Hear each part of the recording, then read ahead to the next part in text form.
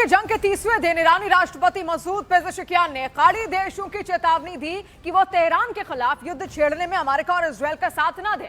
Masoud Pezeshkian ने दो टूक कहा है कि हम पहले हमला नहीं करेंगे, लेकिन अगर आर्थिक केंद्र को छुआ तो विनाशकारी जवाब देंगे। दुश्मनों को अपनी जमीन से युद्ध चलाने की अनुमति ना दें, विकास चाहिए तो ईरान का साथ दें।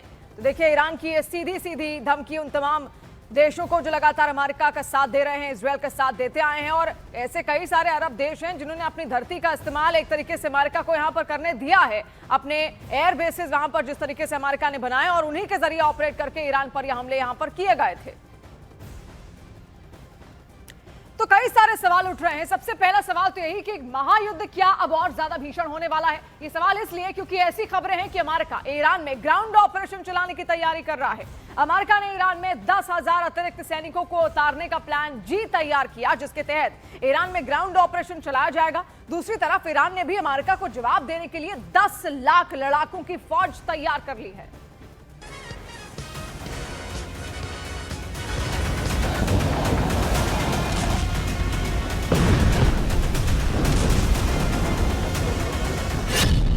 ट्रंप तैयार, अब ईरान पर अंतिम प्रहार।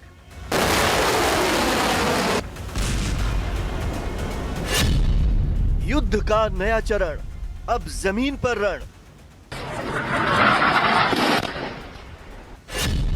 पेंटागन के वॉर रूम में बन गया प्लान जी।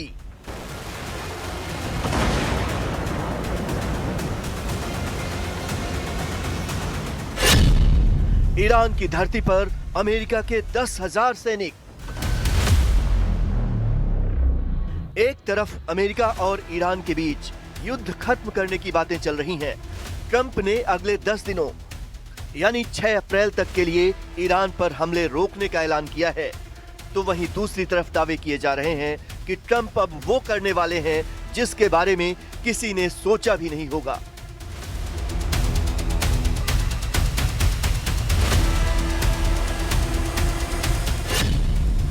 अमेरिका ईरान के खिलाफ किसी भी वक्त बड़ी जमीनी कार्रवाई कर सकता है। द वॉल स्ट्रीट जर्नल की रिपोर्ट के मुताबिक ईरान में अमेरिका 10,000 अतिरिक्त सैनिक भेजने की तैयारी कर रहा है। ये तैनाती पहले से मौजूद सैन्य बलों से अलग होगी।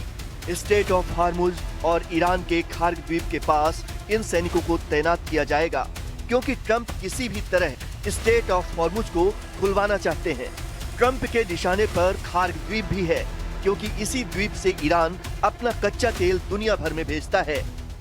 ट्रंप इस पर कब्जा करके ईरान की कमर तोड़ देना चाहते हैं। Negotiating now, and it'd be great if we could do something, but they have to open it up. They have to open up the Strait of Hormuz. Excuse me for this. I'm so sorry. Such a terrible mistake. बड़ी बात यह है कि फारस की खाड़ी के किनारे मौजूद 7 देशों में अमेरिका के करीब 50,000 सैनिक पहले से ही तैनात हैं। कुवैत में अमेरिका के 13,000 से ज्यादा सैनिक हैं। कतर में 10,000 अमेरिकी सैनिक हैं। बहरीन में 9,000 हैं। इसी तरह यूएई में करीब 5,000 और सऊदी अरब में 3,000 अमेरिकी सैनिक तैनात हैं। इराक में उसने 2,500 सैनिक तैनात कर रखे हैं, जबकि ओमान के बंदरगाहों का इस्तेमाल अमेरिका हथियार और गोला बारूद लाने के साथ अपनी नौसेना के लिए करता है। इसके अलावा अमेरिका पहले ही अपने 82वें एयरबोर्न डिवीजन के करीब 5,000 नौसैनिकों और 2,000 पैराट्रूपर्स को मिडिल ईस्ट में तैनात कर चुका है। उधर ईरान ने अमेरिका के जमीनी हमले की आशंका को देखते हुए 10 लाख से ज्यादा लड़ाकों की फौज तैयार कर ली है। IRGC ने अमेरिका से जमीनी लड़ाई के लिए नई उम्र के 10 लाख से ज्यादा लड़ाकों को सेना में भर्ती किया है। मतलब ट्रंप ईरान पर जितना दबाव बनाने की कोशिश करते हैं, ईरान उससे कई गुना ज्यादा फोर्स से उन्हें जवाब देता है। कुछ दिनों पहले ही ईरान ने धमकी दी थी कि अगर उसकी धरती पर ट्रंप ने सेना उतारी तो वो उनकी सबसे बड़ी भूल साबित होगी। They are now talking about negotiations is, in itself, an admission of defeat. Were they not demanding unconditional surrender? So why are they now speaking about negotiations? I will explain this further, because there are no negotiations taking place.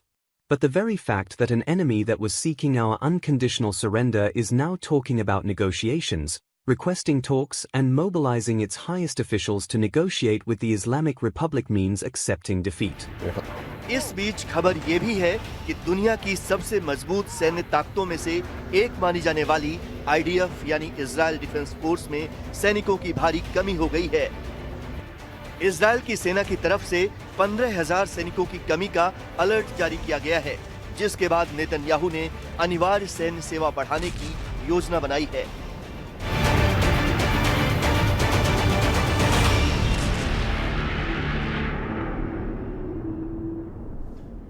और देखिए, ईरानी संस्थाओं पर हमले के बाद ईरानी सेना ने अपने क्षेत्र में इजरायली और अमेरिकी विश्वविद्यालयों को निशाना बनाने की धमकी भी यहां पर दी है। तो ये बड़ी खबर इस वक्त हम आपको बता दें, अब विश्वविद्यालयों और स्कूलों को भी टारगेट करने की धमकी यहां पर दी जा रही है। आप देखिए, ईरानी संस्थानों पर यूएस हमले की यहां पर धमकी, ईरान की यूएस यूनिवर्सिटी पर हमले की धमकी दी गई है। और ऐसे में देखिए, कुछ भी बड़ा यहां पर कर सकता है ईरान। ये आप जानते हैं, ईरान की यूएस यूनिवर्सिटी को अटैक करने की धमकी है। और अमेरिका में जिस तरीके के हालात है, लगातार अब लोग सड़कों पर ट्रंप के खिलाफ ही उतर रहे हैं। ऐसे में किस तरीके से स्थिति को संभालेंगे ट्रंप, ये भी बहुत बड़ा सवाल है। और देखिए, ईरान ने एक बार फिर इजरायल में तबाही मचाई। ईरान ने इजरायल में अमेरिकी ठिकानों पर जबरदस्त अटैक किया है और दावा किया जा रहा है कि ऑपरेशन ट्रू प्रॉमिस के तहत ईरान ने एक बार फिर ड्रोन और मिसाइल से हमला यहां पर किया है।